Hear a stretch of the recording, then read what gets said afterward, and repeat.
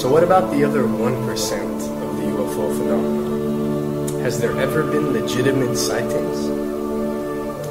As promised, we're going to cover this 1% in a future episode, but I'll share with you something a wise man once shared with me.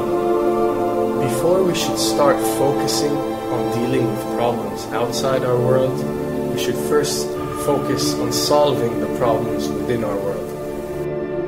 And before you can start solving problems within your world, you first have to solve problems within yourself and within your surrounding environment of family and friends. So basically what I'm trying to say is that we have priorities that we need to focus on first and foremost so we can successfully build our lives and our minds.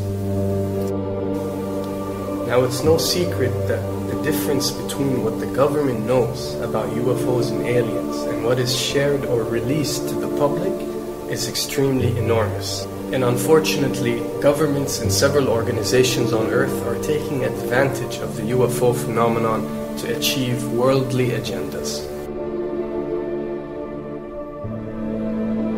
So why do we see particle beams, huge ones, firing at things that are, you were saying 200,000 Gs? Yep. I mean, go over that.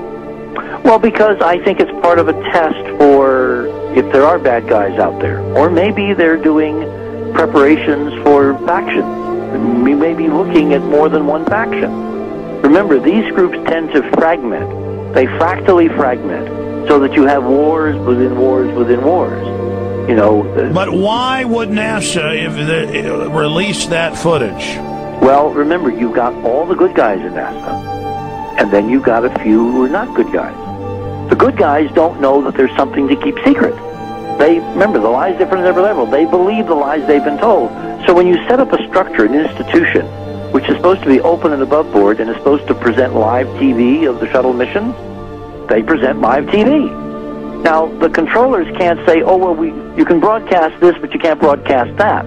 Because the honest guys will then say, sure. Well, why can't we broadcast that? So people always say if this was happening, it would come out, and it is coming out. Well, I mean, I agree with you. When you've got the Catholic Church saying we need to love the aliens, they're our brothers, when you've got every major denomination saying it, when you've got all the movies and you've got, you know, in the 80s, huge programs at the Olympics with aliens landing, you know, fake aliens, and you've got huge things the size of 3 football fields floating over Dallas and stuff all over the place. Something's going on. And then I read government documents about fake extraterrestrial landings. You know, any of this. Why? I mean, you believe it's fake. Remember Operation Northwoods? Yes.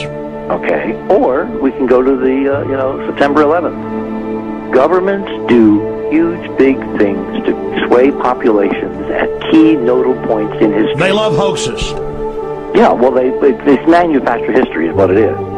We are building, I mean, all my UFO friends, I need to shake them because they're so, frankly, they're extremely naive, Alex.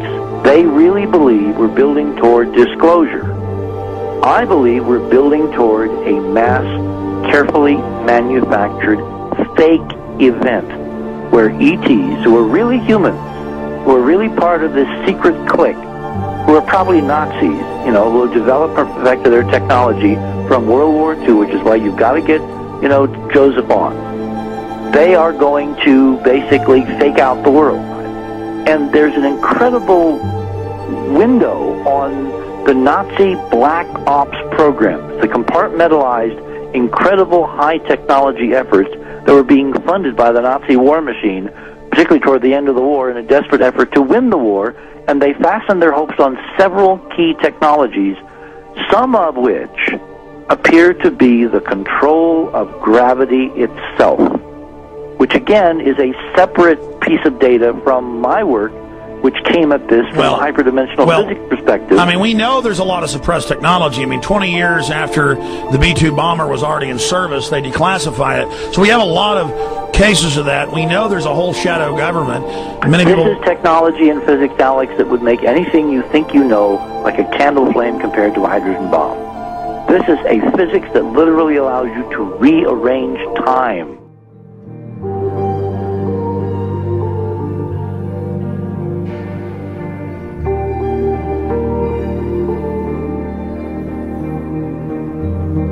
But I mean, imagine you've got all these compartments in these pyramids within pyramids of compartmentalization. That's why that's the New World Order symbol.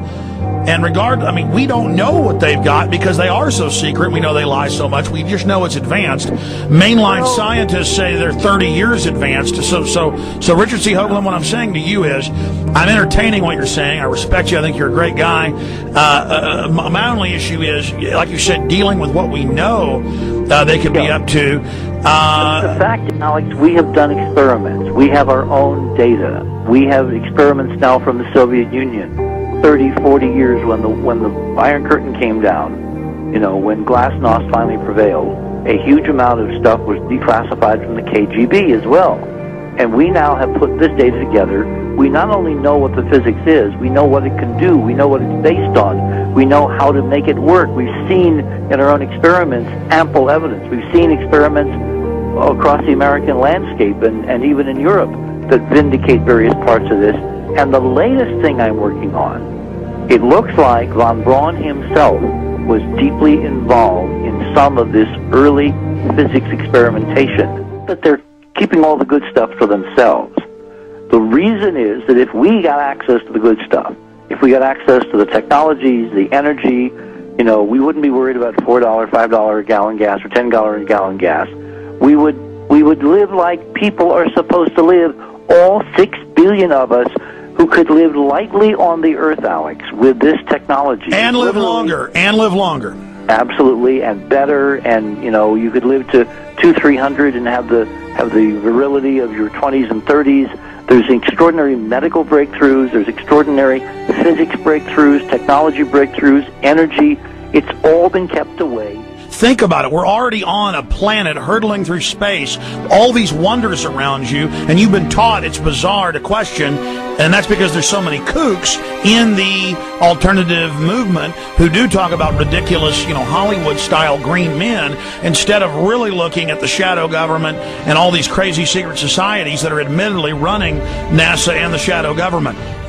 Well, ladies and gentlemen, during this talk that I'm going to give you, I'm going to explain to you the history of this phenomenon, who the secret government really is, and I will name them by name: beginning group, the study group. I will tell you who they are today. I'm going to tell you what this is all about. I'm going to tell you who's selling drugs to your children, and I'm going to tell you why the United States government is afraid for you to find out what the truth is regarding UFOs.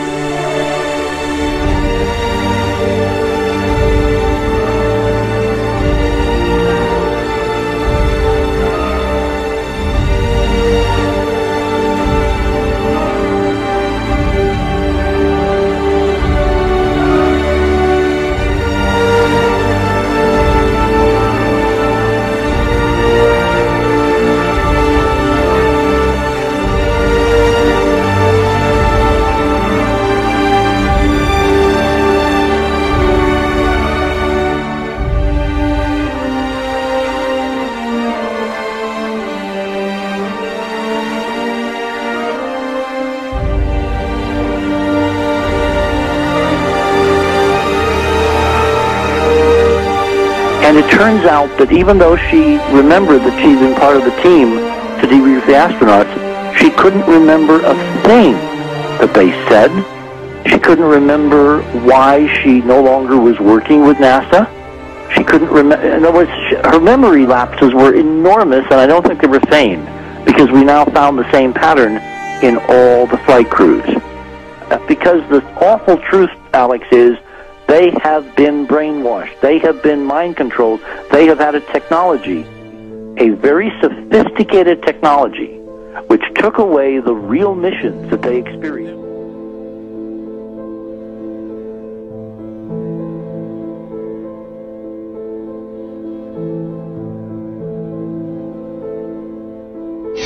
Sorry.